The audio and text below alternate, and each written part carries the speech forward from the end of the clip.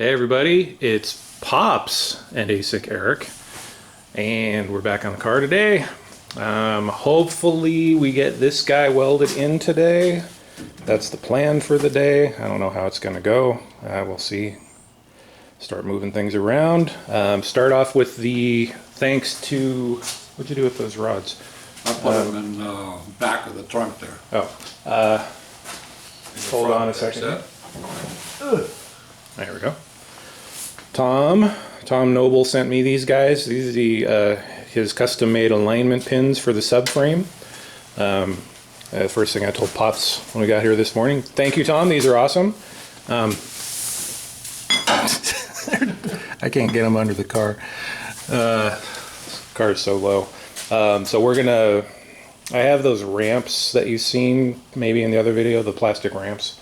Like that guy right there.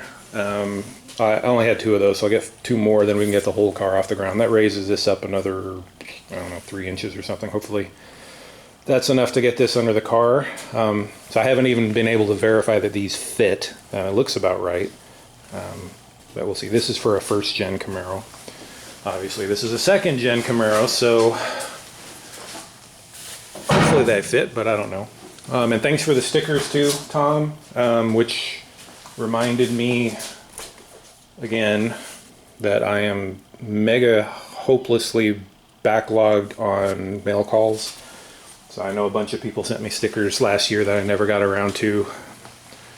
I'll get to that pretty soon here. So anyway, so we gotta clean all this mess out of here, get that seat back out of there, and then start working on this guy. Alright, so we're getting this thing ready to weld in. Pops is just sanding the corners there to make sure we got something for the paint to stick to when we paint it later. I went back and checked the directions, and they actually called for a 3.5-inch hole there, which the entire shifter assembly would fit through. So I widened up that hole, so now this whole thing will just sit all the way down. We don't have to bend up the transmission as much.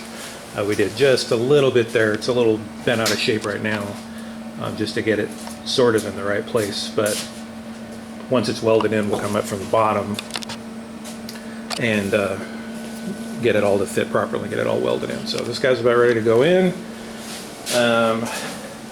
Up in the front there, put some weld-through primer across the top where it's going to touch. I'm just going to tack it in for now. Then we'll drop the transmission and everything again. Then I've got to cut that little bit out across the top right there. Once we get it tacked in and put some welds on it, we'll stick the transmission in again, make sure it's in the right place, and then weld it all up. Alright, so there you see it in place. We put just a couple zip screws in the back to lock it down. It's really solid, it doesn't go anywhere. The front up there is going to require a lot of massaging, as you can see, but that's alright. So it looks good where it is, so we're going to go ahead and drop the transmission down and everything now so we can commence the weld. Alright, we're working our way around here. It's going really smooth. I just went underneath and cut out that little seam right there, that extra piece. I took the body hammer and banged up the metal from underneath to get it to line up along the sides here. And I think you can see, except for that spot right there, it's too far back, but that's where the cross member is. I can't really do anything about it. It's going pretty well, a little blow through action right there, but the welds are working really nice. I'm real happy with that. You know, I dialed up the welder a little bit because this metal's so thick, and it seems like it's working, but not blowing through the floor pan. So it's working real nice. These welds back here are pro. Almost looks like I know what I'm doing back here. What? All right, keep working our way around here. All right, that's the end result for today. You can see those welds are pretty much done along through there. Almost done around the back, and then I got to go to the other side and then the top there. Then we got to go into the bottom and trim everything up and get it beautiful under there. But we're going to call it a day today and pick it up again tomorrow. Good morning, everybody. It's ASIC Eric and Pops again. Of course, you already know that because it's a continuation of the last video, but whatever. We're going to pick up again today.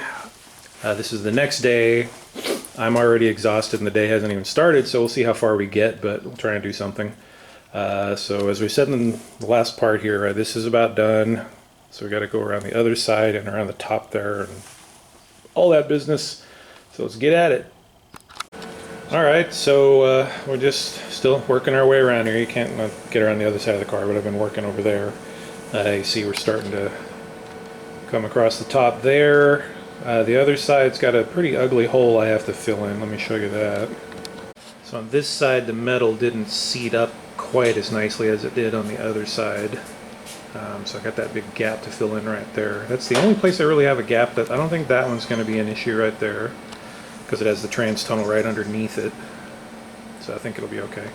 And I got a big blow through right there. That's why that's so ugly in the corner there. But for the most part, it's been going pretty well. Not a lot of blow throughs and stuff, so welds are going pretty decent. So we're getting close here. All right, we're just about done top side there. So I'm going to come along the bottom here so you can see what's going on under here. Sorry for that glare there. So I'm going to go cut these edges off right here. You see it's sticking out a little far. I'm going to go cut all of that off, and also this last little bit here is not really serving any purpose. I'm just going to cut it out anyway up to about here. Alrighty. Filter for the line here, Maybe. Alright, I'm filming here. Okay. Alright, we are done under here for welding. Everything looks pretty good, I think, as you can see. We'll come along and short strand fiberglass all of this stuff next time, and then get some epoxy on it. So we're going to go ahead and put the subframe and everything back in. We'll see how, hopefully nothing moved during all that time. Okay, that's not done, but all the welds are finished. Don't see any more pinholes anywhere. The subframe's not exactly centered, so the shifter boot's a little out of whack. Hopefully when we actually do the subframe properly, that will end up back in the right place. If not, we can just tweak the hole a little bit if we need to, but that'll give you an idea of what it looks like. I think that actually looks really good now that it's all done. I know a lot of people didn't like that shifter box, but I think it looks pretty nice actually. And once we cover all this up and seam sealer and all that stuff, it'll look pretty nice, I think. So yeah, it's kind of a pain because every time we work on the car, when we have to slide it in and out, we can only slide it in and out when the subframe's on. So to slide the car back over, we had to put the engine and everything back on it again. It's not that big a deal, it's just kind of a pain. So there's one last look at it for today. So next time we will short strand fiberglass, etc., and get that thing in primer. And then I believe we're going to move back on to body work. Put the front of the car back together and do the final panel, gap alignment, all that stuff, and off to the races.